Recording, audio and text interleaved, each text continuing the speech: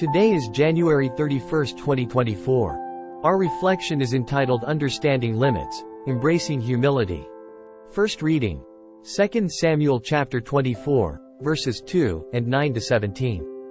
King David said to Joab and the leaders of the army who were with him, "Tour all the tribes in Israel from Dan to Beer-sheba and register the people, that I may know their number." Joab then reported to the king the number of people registered. In Israel, 800,000 men fit for military service. In Judah, 500,000. Afterward, however, David regretted having numbered the people, and said to the Lord, "I have sinned grievously in what I have done. But now, Lord, forgive the guilt of your servant, for I have been very foolish." When David rose in the morning, the Lord had spoken to the prophet Gad, David's seer, saying, "Go and say to David, this is what the Lord says. I offer you 3 alternatives. Choose one of them, and I will inflict it on you." Gad then went to David to inform him. He asked, "Do you want a 3 years famine to come upon your land, or to flee from your enemy 3 months while he pursues you, or to have a 3 days pestilence in your land? Now consider and decide what I must reply to him who sent me." David answered Gad, "I am in very serious difficulty. Let us fall by the hand of God, for he is most merciful, but let me not fall by the hand of man." Thus David chose the pestilence. Now it was the time of the wheat harvest when the plague broke out among the people. The Lord then sent a pestilence over Israel from morning until the time appointed, and 70,000 of the people from Dan to Beer-sheba died. But when the angel stretched forth his hand toward Jerusalem to destroy it, the Lord regretted the calamity and said to the angel causing the destruction among the people, "Enough now. Stay your hand." The angel of the Lord was then standing at the threshing floor of Araunah the Jebusite. When David saw the angel who was striking the people, he said to the Lord, "It is I who have sinned. It is I, the shepherd, who have done wrong. But these are sheep. What have they done? Punish me and my kindred." Gospel. Mark chapter 6, verses 1 to 6.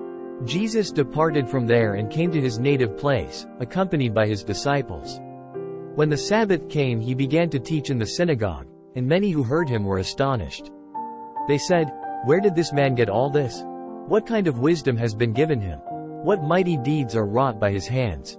Is he not the carpenter, the son of Mary, and the brother of James and Joseph and Judas and Simon? And are not his sisters here with us?" And they took offense at him. Jesus said to them, "A prophet is not without honor except in his native place and among his own kin and in his own house." So he was not able to perform any mighty deed there, apart from curing a few sick people by laying his hands on them. He was amazed at their lack of faith. The first reading exposes us to a moment of crisis in the life of King David. Filled with pride, David orders a census, seeking to measure the extent of his kingdom's might. However, this act displeases the Lord, and David is faced with the consequences of his arrogance. The narrative prompts us to reflect on the consequences of unchecked pride and the importance of acknowledging our limitations. In the Gospel, we witness Jesus returning to his hometown, where the locals are quick to dismiss him, saying, "Is this not the carpenter, the son of Mary?" Their lack of faith limits the manifestation of Jesus' miracles among them. The Gospel challenges us to examine our own preconceptions and the ways in which our familiarity with the ordinary may hinder our recognition of the extraordinary. These readings, though distinct, converge on the theme of humility. David's pride leads to suffering, while the people's lack of faith limits the extraordinary works of Jesus in their midst. It's a call for us to recognize our own limitations, cultivate humility, and remain open to the wonders of God's grace. Today, I will embark on a journey of self-reflection, acknowledging areas of pride or arrogance in my life. Like David, I will seek forgiveness and pray for the humility to recognize and accept my limitations. Additionally, I will examine my attitudes and expectations, ensuring that familiarity does not blind me to the extraordinary moments and divine presence that may be unfolding in my daily life. Embracing humility, I open myself to the limitless possibilities of God's grace. If you found this video meaningful, I invite you to show your support by hitting the like, subscribe and share button, as this will help us reach more people with these reflections. Together, we can create a community that seeks wisdom and spiritual growth.